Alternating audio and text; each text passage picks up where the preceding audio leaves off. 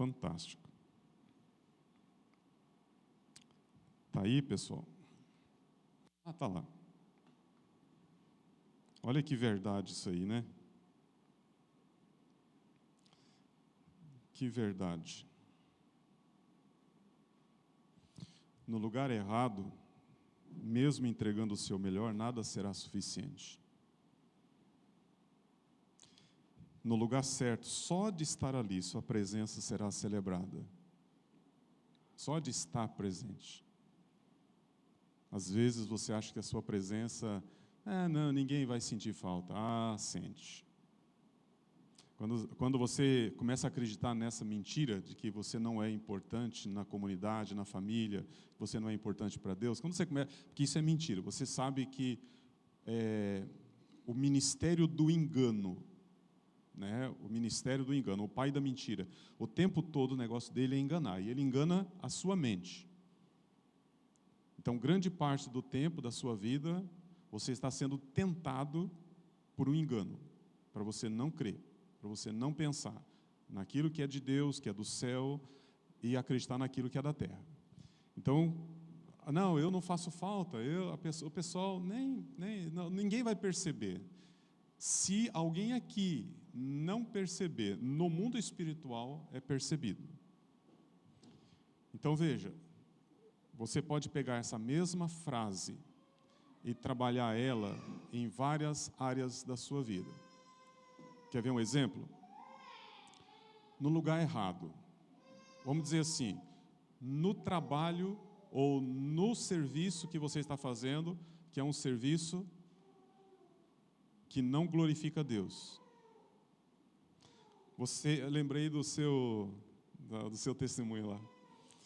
Aliás, eu lembrei quando eu estava vendo isso aqui, eu pensei, qual seria uma situação, né, em que a pessoa estaria trabalhando e ele descobre em algum momento assim, não é isso aqui, porque eu estou dando o meu melhor, eu estou entregando o meu melhor, mas não está sendo o suficiente, e por não ser o suficiente, eu tenho que ir além, né? Aí começa a parte complicada.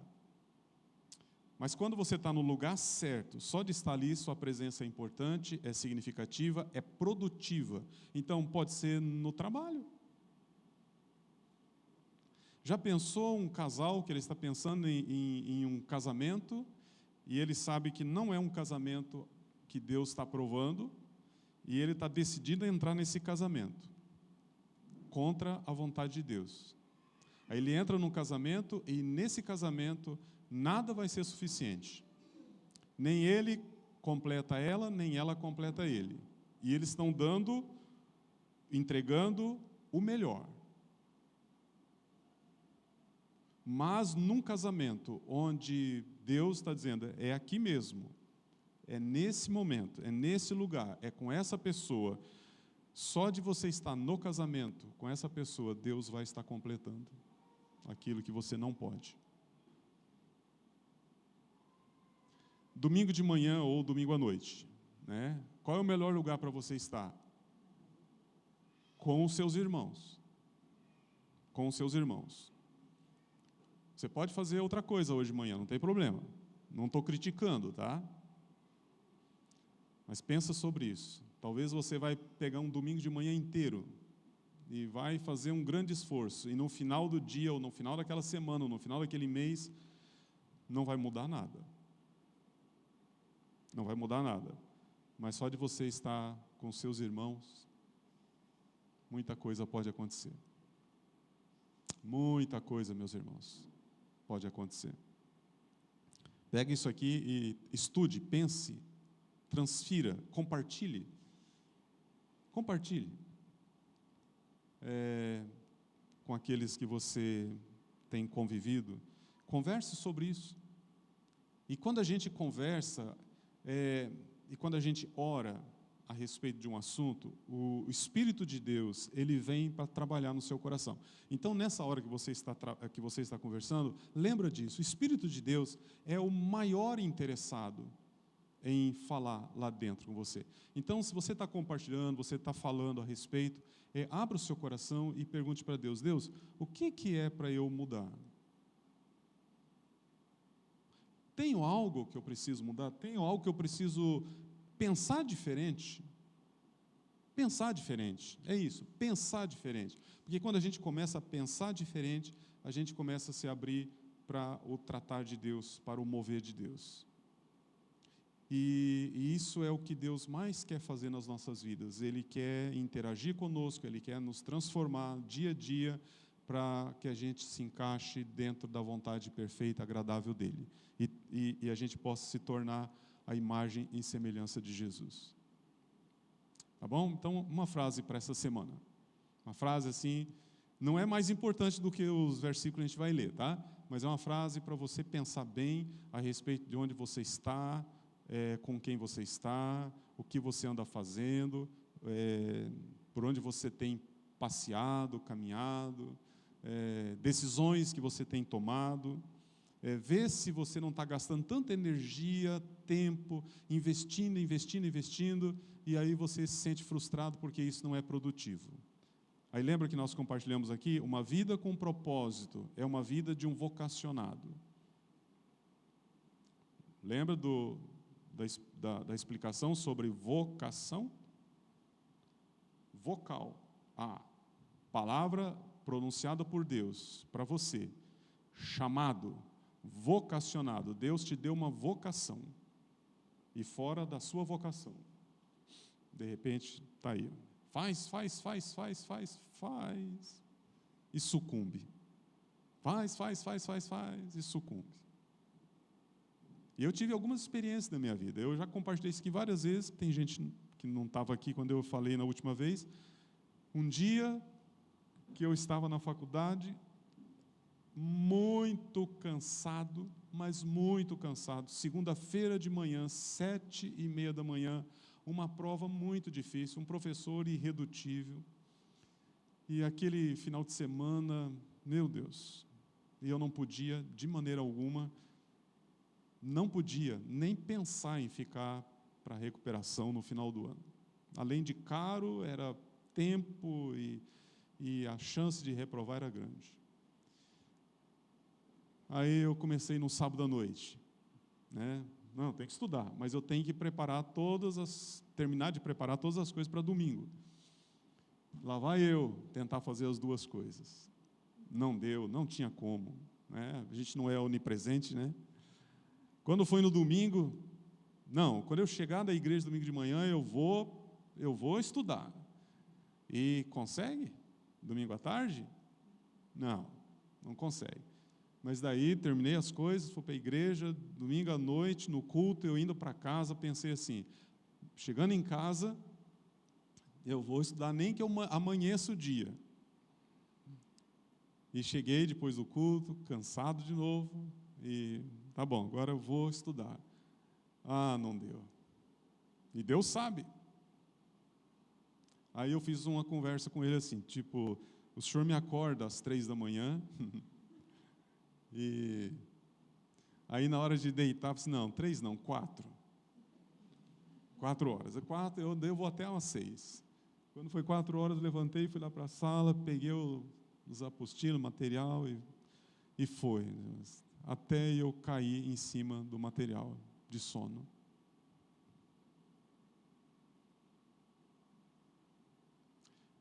Mas aí não tem mais o que fazer, né? Aí eu tive uma paz, assim, mais ou menos. Você não fez troca. A prioridade não foi o estudar para fazer a prova. Você tentou, mas a prioridade foi você cumpriu o que você tinha que fazer. E aí eu fui para a aula, assim, um frio, chovendo, segunda-feira de manhã. Quando eu estou chegando na frente, eu vi o trânsito diferente. E aí o pessoal chegava no portão para entrar e o guarda mandava desviar, daí dando um folhetim na janela, né? Aí eu cheguei, abaixei o vidro, ele disse, hoje a aula está suspensa, o reitor morreu.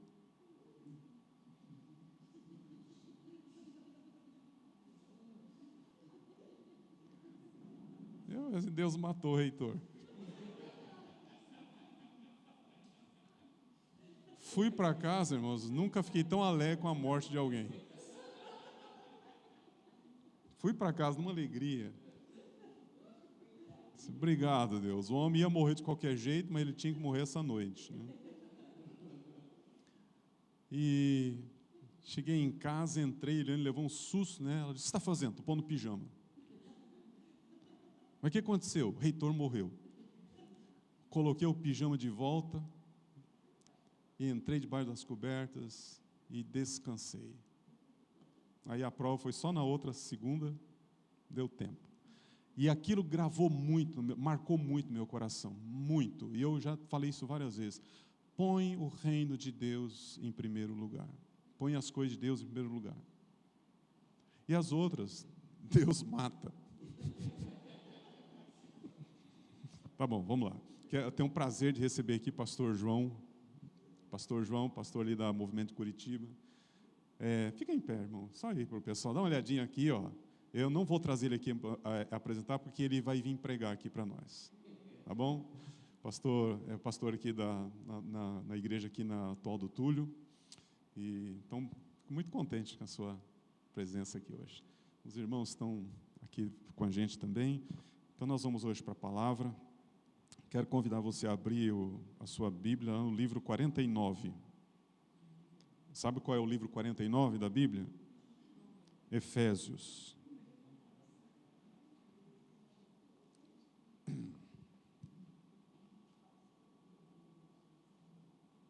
Efésios capítulo 5.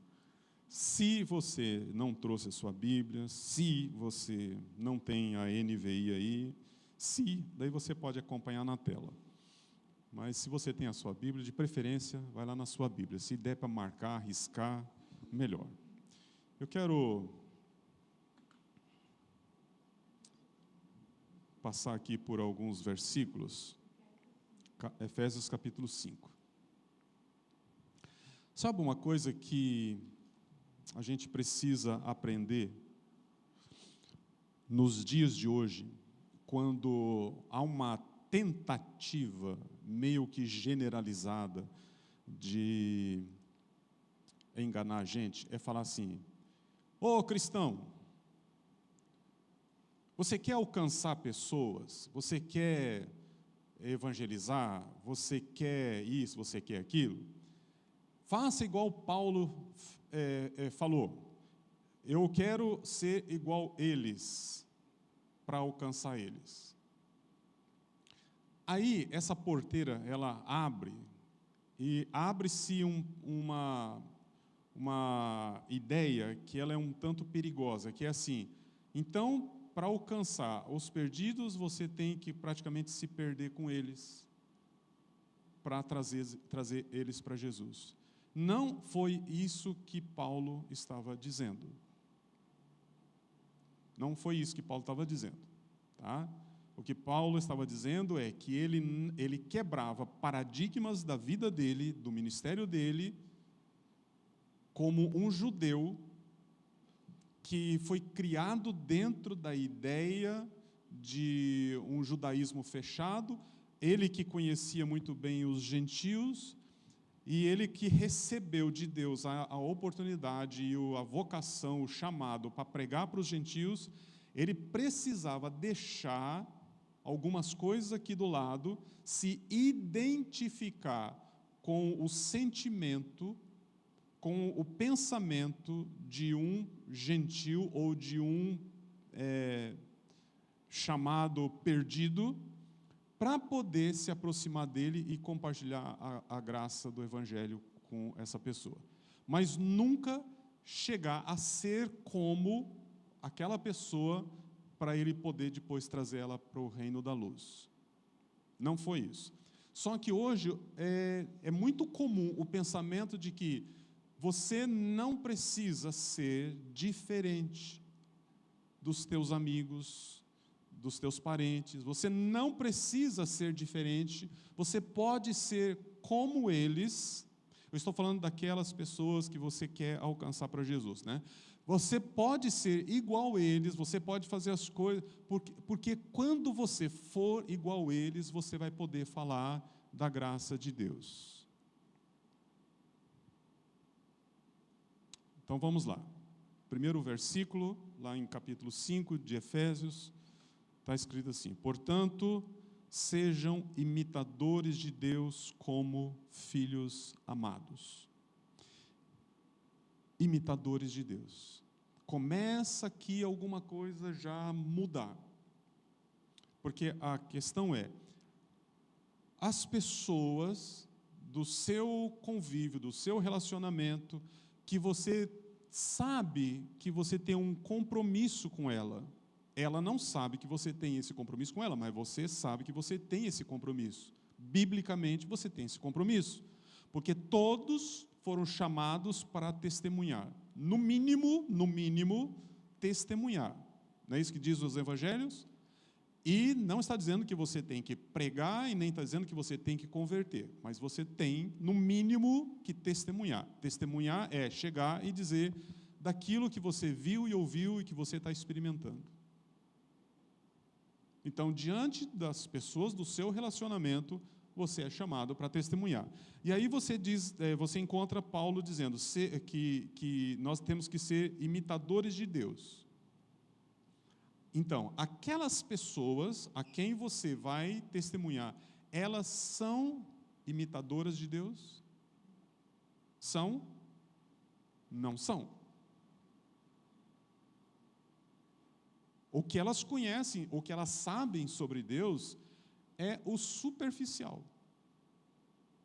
O que as pessoas sabem sobre Deus é muito raso. Deus, quem é Deus para um amigo seu? Aquele amigo que trabalha com você, aquela amiga que trabalha com você, aquele vizinho. O que ele fala de Deus? Se você o aborda e diz assim, ou faz uma pergunta assim, você acredita em Deus? Qual normalmente é a resposta, já que nós moramos num país cristão? Sim. Não é assim? Você acredita em Deus? Acredito. Quem é Deus para você? Quais são as respostas que normalmente vêm?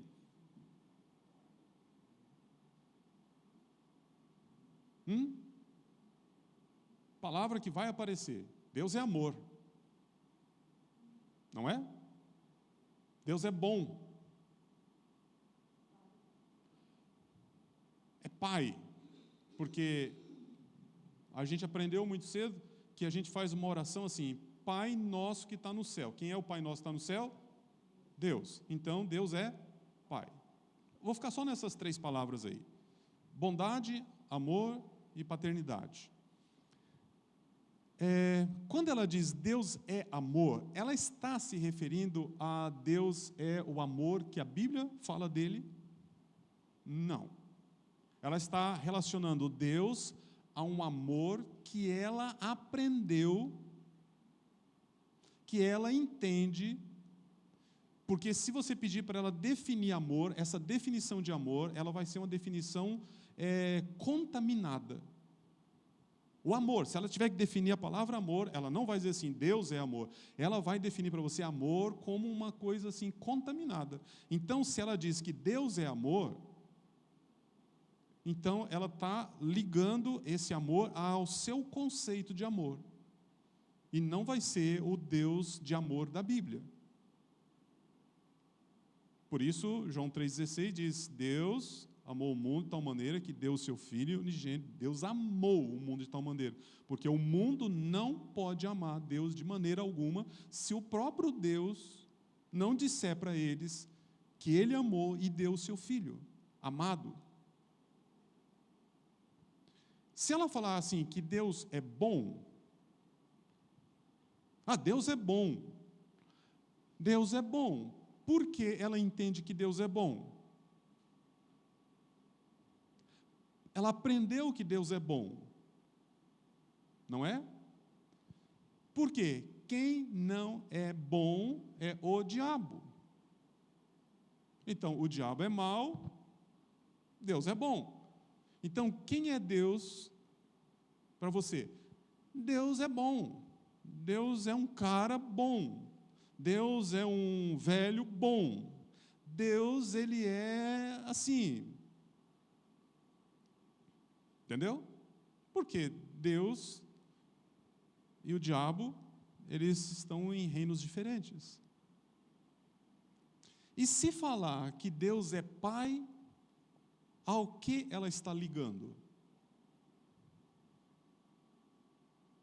À oração do Pai Nosso. Mas ela não entendeu, de fato, que Deus é seu Pai. Compreende isso? E tem aqueles que vão dizer assim, Deus é o velho de raio na mão, prontinho para punir. E que puna os outros, porque eu sou bom. A minha vizinha não presta, Deus devia punir ela. Meu cunhado é uma praga, Deus devia dar um jeito nele, ó, um raio na cabeça dele. Ele não é bom, eu sou bom. Mas como ele é juiz também, como ele é bravo também, ele devia julgar o negócio direitinho, porque eu, no lugar dele, estaria julgando certo. Então, essas pessoas que estão vendo você imitando Deus, elas precisam ser impactadas com a sua vida. Elas precisam ser impactadas com a sua vida. Por quê? Porque aquilo que já é natural para ela, inclusive o que ela pensa a respeito de Deus, o que já é normal para ela já tem. Estão entendendo? Ela já tem. Isso derruba a tese de que eu não preciso ser diferente deles. Eu preciso ser diferente dele. E não é porque eu quero ser melhor ou que nós somos melhores. Inclusive, uma das críticas à igreja cristã evangélica é que ela se posiciona na comunidade como sendo os únicos certos, os únicos corretos, os únicos bons, e que os outros não prestam. Não é assim? Não, porque vocês, crentes, vocês ficam falando que vocês vão para o céu e que os outros vão para o inferno. Vocês ficam falando que vocês são certos, os outros todos errados. Isso é uma crítica que se faz. Por quê? Porque a igreja, na hora dela, de fato, imitar Jesus, imitar a Deus, ela não está fazendo de uma maneira sábia. E quando tenta fazer, faz errado, e quando não faz, ela está dizendo assim, a gente tem que se misturar com todos, para eles poderem nos aceitar. Eu acho interessante isso, porque uma das piores dores que a gente pode sentir na vida é a dor da rejeição, não é? Por qualquer um. Então, a dor da rejeição, ela leva a gente a pensar assim, eu não quero ser rejeitado pelos meus parentes, meus amigos, eu não quero ser visto diferente, então eu tenho que ser igual. Mas aí a gente diz assim, de certa forma está certo, é isso mesmo, a gente gostaria mesmo de ser igual. Mas, quando a gente vai para a palavra de Deus, a Bíblia está dizendo assim, isso eles já têm, o igual eles já têm. O igual não está ajudando, o igual está pesando sobre a vida deles como um fardo. Quando Jesus disse para as pessoas, vinde a mim, recebam o meu fardo, porque ele é leve, o que vocês estão carregando, esse vocês não estão suportando. Então Jesus está fazendo uma proposta, diz assim, vocês vêm comigo, vocês venham até mim, vocês vão receber de mim o meu fardo, porque o meu é leve, o de vocês é pesado. Então, pessoas ao nosso redor cansam, dia após dia, das suas próprias vidas. E elas não sabem, mas elas buscam algo que seja diferente. Diferente. Então, quando você está lendo Efésios 5, e está dizendo lá, sejam meus imitadores como filhos amados, e aí Paulo continua no verso 2, e vivam em amor, como também Cristo nos amou e se entregou por nós, como oferta e sacrifício de aroma agradável a Deus. Então, veja, vivam em amor. A característica principal do cristão é amor. Pegou, né? Palavrinha desgastada, ruim. É fácil amar os amáveis. É duro amar os encardidos. É duro amar os injustos. É duro amar os teimosos, os agressores. É duro amar aqueles que não querem ser amados.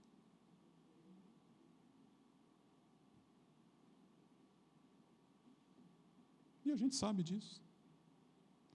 Se fosse fácil, não seria amor.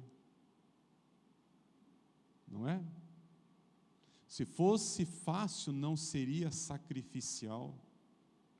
Foi fácil para Jesus nos amar? Não. Não pensa, pastor, mas ele era Deus, e Deus, como Deus, ele tinha todo o poder de amar. Esqueça isso.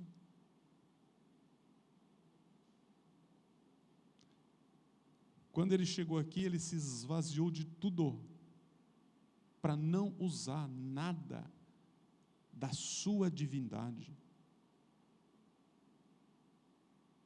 O único poder que ele usou, foi o poder da comunhão com Deus Pai e Deus Espírito. E onde é que está Deus Pai hoje? Ele é teu Pai. Onde é que está Jesus hoje? À destra dele. Fazendo o quê? Advogando por você.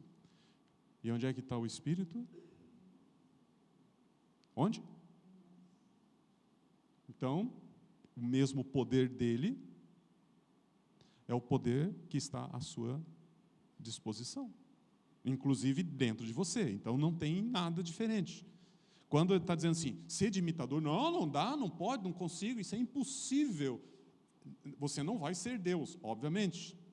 Você é filho dele, mas não é Deus. Mas você tem a capacitação dele, a mesma que Jesus teve. Quando Jesus operou milagres, quando Jesus viveu a vida de santidade, ele viveu na força da obediência. Ele viveu com o mesmo espírito que você tem, eu tenho e a igreja tem. Então, vivam em amor. E diz ali, como Cristo viveu. Entre vocês, verso 3, aí começa algumas coisas para dar nome aos burros, né?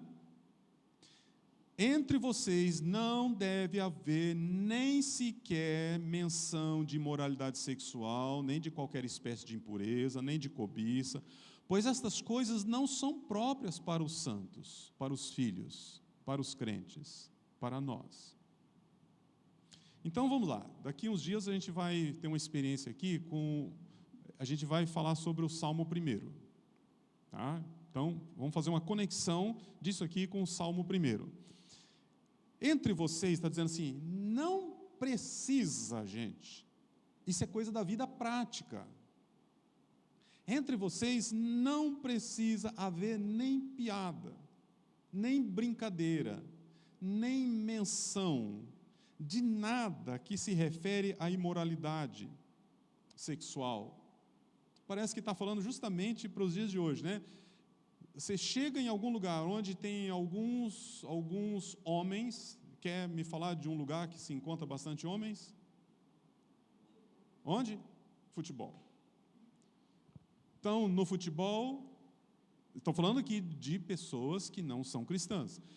No futebol, além do assunto futebol, qual um outro assunto possível ali? Mulher?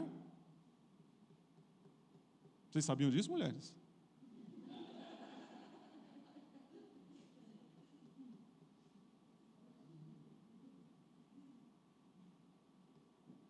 Mas não está falando de mulheres, nossa, minha mulher linda, maravilhosa, está lá em casa. Nem está falando de minha noiva, minha namorada. Eu não vou aprofundar aqui. As mulheres, me fala de um lugar, mulheres, onde há um encontro de mulheres. Salão, claro. Na hora eu pensei nisso, salão, tá lá, o salão de mulheres, uma fazendo unha, outra fazendo pé, outra fazendo cabelo, outra fazendo sobrancelha, outra fazendo... Além do assunto beleza, qual o outro assunto possível ali? Vocês sabiam disso, homens? Vocês sabiam que os homens são... E aí tem uma coisa um tanto injusta que eu acho que acontece ali. Quando elas levantam o assunto, normalmente para dizer que nenhum presta. Sabia que meu namorado, sabia que sabia, esses vagabundos, esses não sei o quê, esses... Eu acho um pouco injusto. Não, pode ter verdade. Mas, e a Eliane trabalhou em salão, ela sabe, as mulheres que frequentam salão sabem, uma boa parte das vezes a coisa é apimentada, a conversa.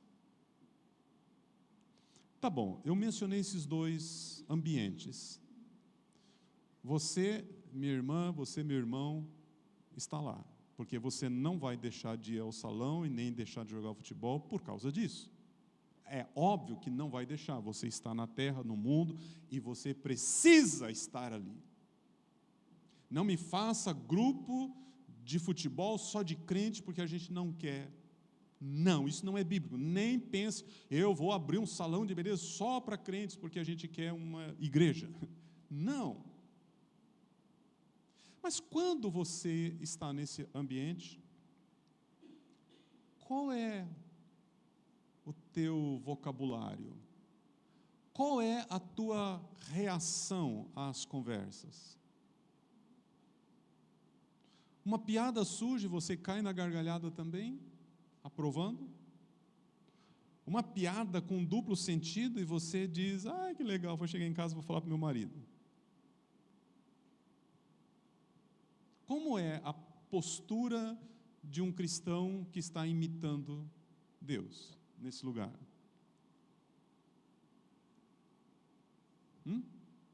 Pastor, a gente tem que abrir o aplicativo, pegar o versículo e já meter isso aqui para cima deles. É isso? Não.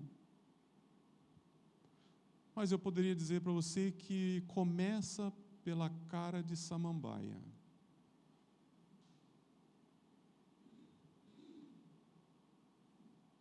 Como é que é a cara de samambaia? Bem essa. Quá, quá, quá, quá, quá. Todo mundo riu. Ele olhou para você e você está sereno. Serena. Pula. Vem a próxima. Todo mundo e você está sereno. Vem a próxima, há uma aprovação geral. E você está, porque as pessoas vão procurar a sua face. Porque dentre isso, meus queridos, dentro disso, nota, há uma carência do ser humano. E a busca por essas coisas é uma forma de trazer alegria, trazer satisfação, trazer prazer a esse encontro. E algo está fora do lugar. Lembra de Shalom? Nada faltando, nada quebrado, nada fora do lugar. Mas ali nesse encontro tem coisa faltando, tem coisa quebrada e tem coisa fora do lugar. Então, o que de fato a pessoa está buscando? Um rosto, uma face de algo, de alguém que seja diferente. E aí é o seu lugar, e é nesse lugar que você vai ser diferente, sem ser chato. É nesse lugar que você vai ser diferente. Veja o verso 4. Não haja obscenidade, nem conversas tolas, nem gracejos imorais. que são inconvenientes, mas ao invés disso, ação de graças. Veja, está dizendo ali, eu sei, você gostaria talvez que fosse diferente essas palavras, mas não fui eu que escrevi, não fomos nós que escrevemos, isso aqui é a palavra de Deus. Ele está dizendo aqui, são inconvenientes. São inconvenientes. Não pertence a você, não pertence à sua vida. São coisas que não alimentam, você não precisa disso. São coisas que não ajudam, você não precisa disso. São coisas que no reino de Deus não edificam, você não precisa disso. O reino de Deus não precisa disso. Mas diz ali, em vez disso, ação de graças. Então, como pastor, a gente vai dar graças. Começa dando graças, Começa você dando graças a Deus, primeiro, porque você está ali. Segundo, porque você está tendo oportunidade. Você não vai ao salão só para arrumar a sobrancelha, arrumar o cabelo. Você não vai lá só para isso. Você sabe disso, né? Você sai de casa para voltar para casa toda arrumadinha, só. A gente vai para o futebol, eu não, vocês, né? Só para jogar bola? Às vezes nem pode, está machucado, mas vai mesmo assim, né? Ele não vai lá só para se exercitar, só para se encontrar com pessoas. Tem algo mais por trás. Esse algo mais por trás tem a ver com o chamado de Deus para a sua vida. Tem a ver com a vocação de Deus para a sua vida. Então, quando a gente está tratando esse assunto aqui, está falando assim, é necessário fazer realinhamento da vida que você sempre levou com a vida que Deus está te mostrando que você precisa viver. O tempo todo Deus está nos chamando para, olha, ajusta aí, ajusta, porque a tendência nossa é viver, às vezes, andando igual bêbado cercando galinha na rua. Verso 5. Porque vocês podem estar certos disso.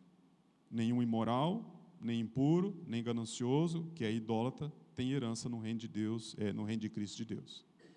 O que ele está dizendo?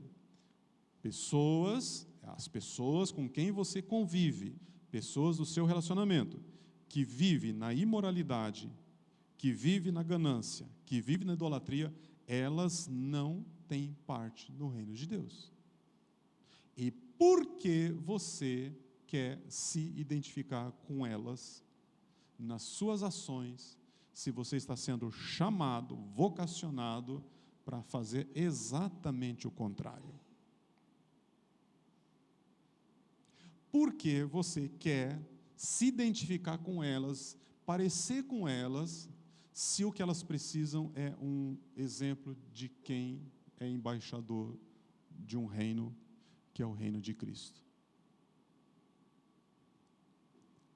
Aí a pergunta é bem simples. Você está sendo ministro da reconciliação? Porque você foi chamado para... Se você não sabe a sua vocação, começa pensando nisso. Eu fui chamado por Deus para ser ministro de reconciliação entre o homem e Deus.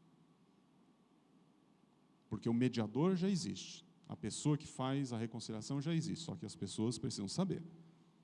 Então, quando eu chamo alguém para a minha casa, ou eu vou à casa de alguém que não conhece Deus, eu preciso ser imitador de Deus. Ah, pastor, gostei aí quando você falou, quando você convida ou quando você vai. O resto do tempo, não.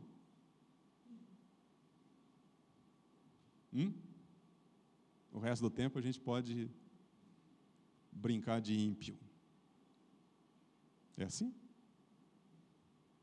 Não. Se você não vive como imitador de Deus, no seu dia a dia, você nunca vai conseguir transmitir isso lá, nos seus encontros. Veja o versículo 6. Versículo 6. Ninguém os engane com palavras tolas. Ninguém os engane. Pois é por causa dessas coisas que vem a ira de Deus sobre os que vivem na desobediência. Ei, pessoal, não se deixe enganar. Não se deixe enganar. Não se deixe enganar.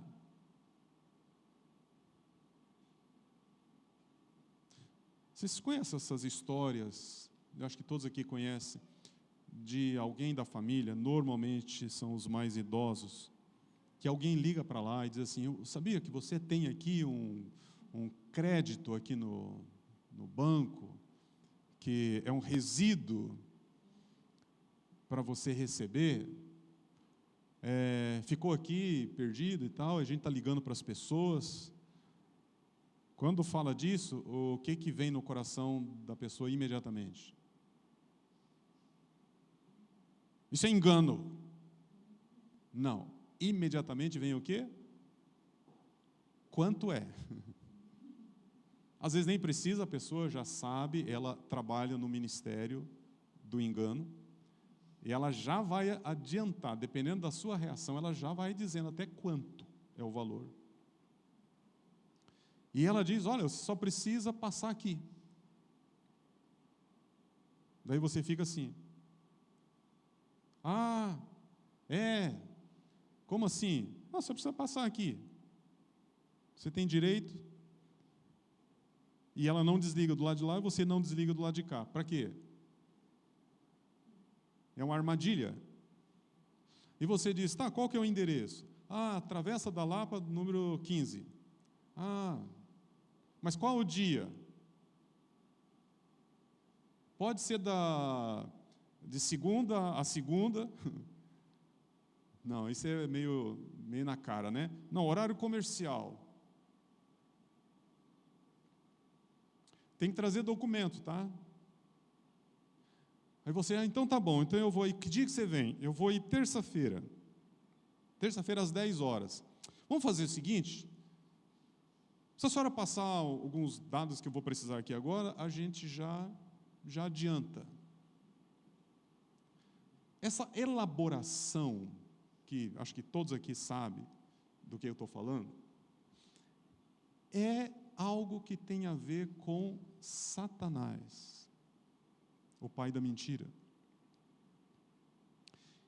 Eu estou falando aqui, você está dizendo: poxa vida, mas é muita ingenuidade a pessoa acreditar nisso, né? Todo dia, toda hora tem pessoas caindo nesses golpes. Por quê?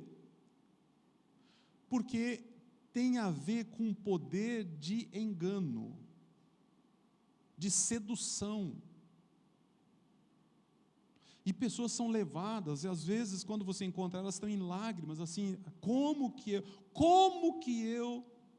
A gente tem pessoas na família, 5 mil, 20 mil, assim, pessoas que pegaram tudo que estava guardado e entregaram em etapas, não foi nem de uma vez, assim, 1 vez, 2 vezes, 3 vezes.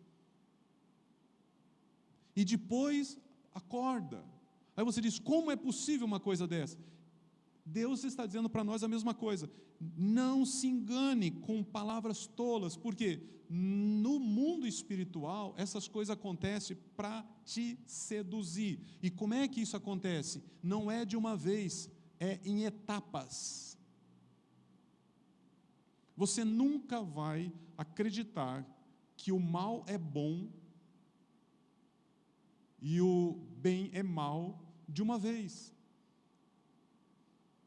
Você nunca vai acreditar que o amargo é doce e o doce é amargo, como diz o profeta. Você nunca vai fazer essa troca de uma vez. Ela é gradual. Ela é trabalho espiritual, feito para te convencer, aqui na mente, até o ponto em que você está cauterizado e você não percebe mais, porque palavras foram ditas, foram escritas, foram posicionadas diante de você e você fez a troca. Aí o apóstolo Paulo está dizendo assim: ninguém os engane, porque por causa dessas coisas vem a ira de Deus. Você diz: mas eu fui enganado. Você foi enganado porque deixou-se ser enganado. Estão entendendo? Diante disso tudo, para a gente finalizar agora de manhã, eu quero falar para você uma coisa. A gente começou há 2 semanas atrás um movimento de oração. E esse movimento de oração mexeu com as entranhas de vários aqui. Até para adiantar para você, essa quarta não, mas na outra, a gente se encontra aqui de novo para a oração. Mas eu quero desafiar vocês também a enfiar o seu nariz na Bíblia.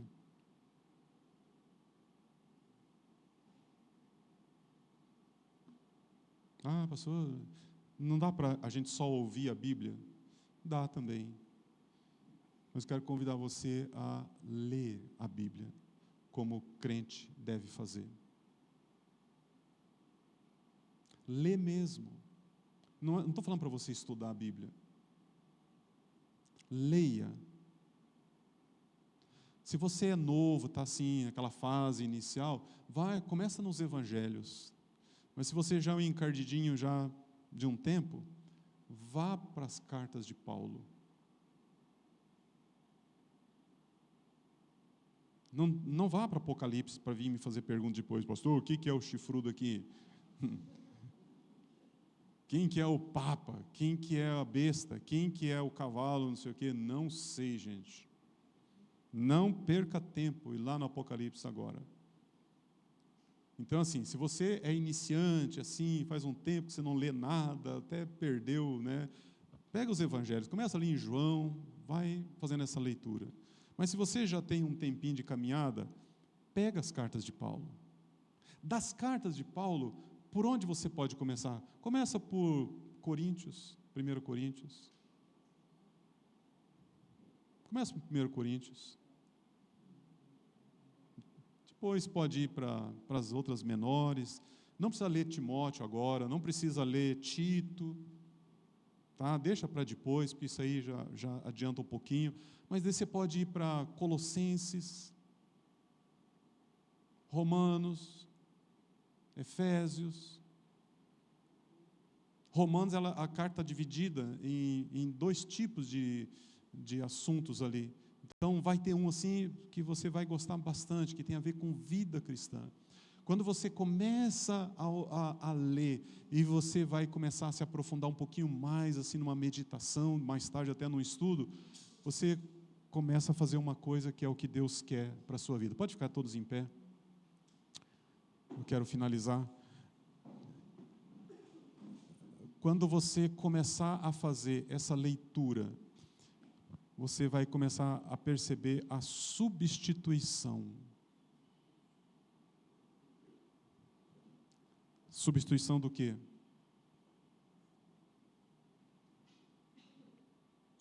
Ideias velhas por revelação de Deus. Paradigmas quebrados por inspiração do Espírito Santo. Mentalidade religiosa por espiritualidade contagiante. Você vai começar a fazer limpeza, porque a palavra de Deus, ela é água purificadora.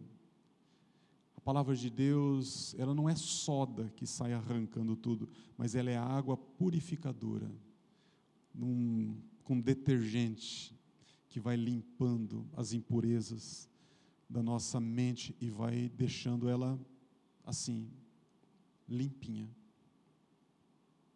A palavra de Deus, ela é palavra de Deus. E se você adiantar um pouquinho mais e aprofundar um pouquinho mais, você vai começar a ouvir o próprio Deus falando no seu coração. Ah, pastor, não foi Paulo que escreveu? Paulo ouviu Deus. O Espírito diz para ele, escreve assim.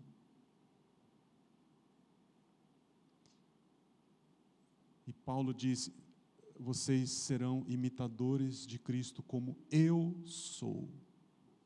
O próprio Paulo diz, eu sou imitador, ele tinha essa autoridade.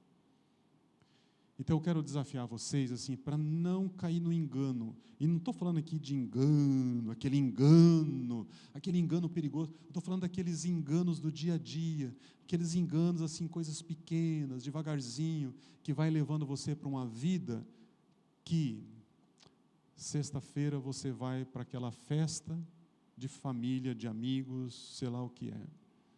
Vai lá para aquele encontro dos teus amigos. E chegando lá, eles irão vazios para casa.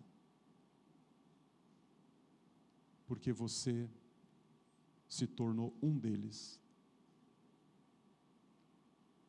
Não brilhou.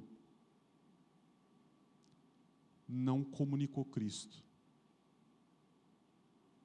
Não fez diferença.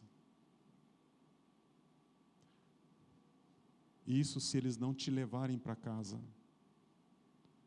porque você ficou exatamente igual a eles.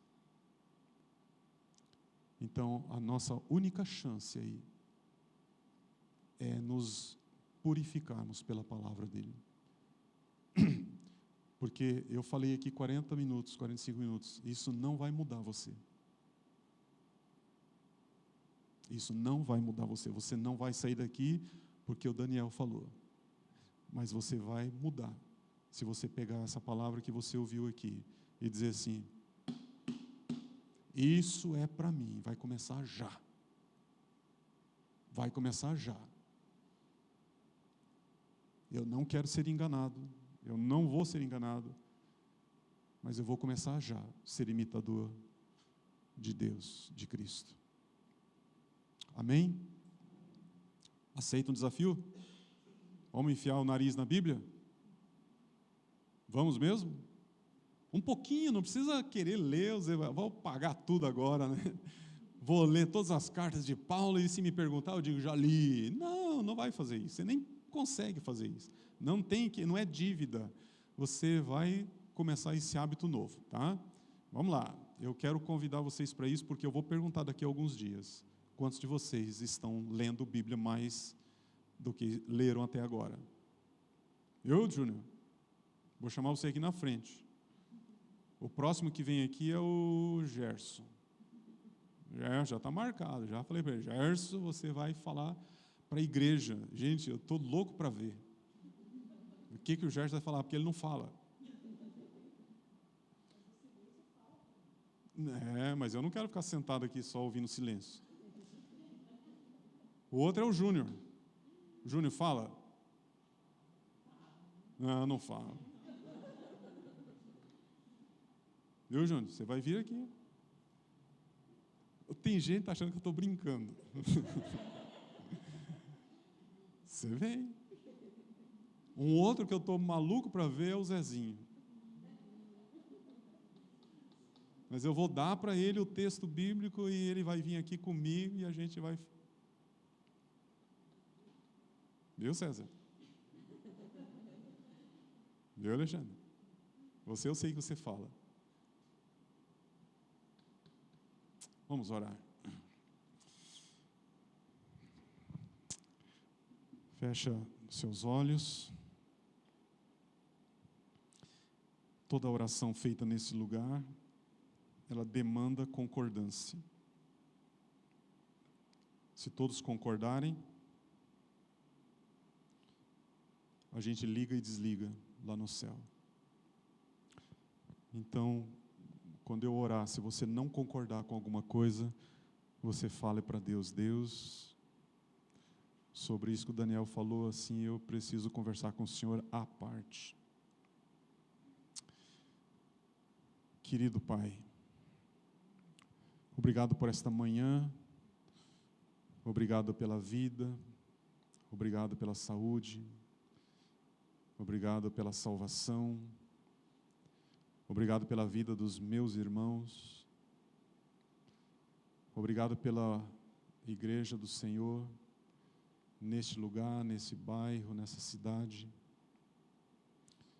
Obrigado pelo povo que o Senhor levanta todos os dias para te chamar de Pai. Obrigado porque o Senhor manifesta todo o tempo o teu amor, o teu cuidado, o teu zelo sobre as nossas vidas. Deus, agora em nome de Jesus, nós como igreja nos colocamos diante do Senhor e queremos assumir esse compromisso de buscar a Tua face, olhando para aquilo que está escrito, olhando para aquilo que o Senhor já falou e que o Senhor quer, através destas palavras, trazer vida para a nossa vida. Deus, nós não queremos ler uma letra, nós queremos ler o verbo, nós queremos ler a Tua palavra registrada. Mas também não queremos apenas ler, nós queremos que o Senhor fale conosco. Por isso nós queremos assumir o compromisso aqui de ler com o nosso coração aberto, com a nossa mente aberta. Nós queremos ler, Deus, para que aquilo que está revelado se torne uma outra revelação dentro de nós. Deus, nós queremos te pedir isso não porque a gente está precisando de favor do Senhor, não porque a gente está precisando melhorar, não porque a gente está precisando trabalhar, mas porque nós temos um compromisso de te conhecer e de te comunicar. Porque nós temos amigos, nós temos parentes, nós temos vizinhos, nós temos colegas, nós temos pessoas ao nosso redor que todo dia buscam a nossa face, querendo ver se há em nós algo que elas possam ler, que elas possam ver, que elas possam sentir. Deus, e a gente não quer perder um dia de vida sem ser esta referência. Então nos ajude a sermos teus imitadores. Nos ajude, Deus. Nós te pedimos isso. Nós te suplicamos em nome de Jesus. Em nome de Jesus. Em nome de Jesus. Shalom. Até nosso próximo encontro. Dá um abraço no seu irmão aí e diz para ele que ele é parecido com Jesus.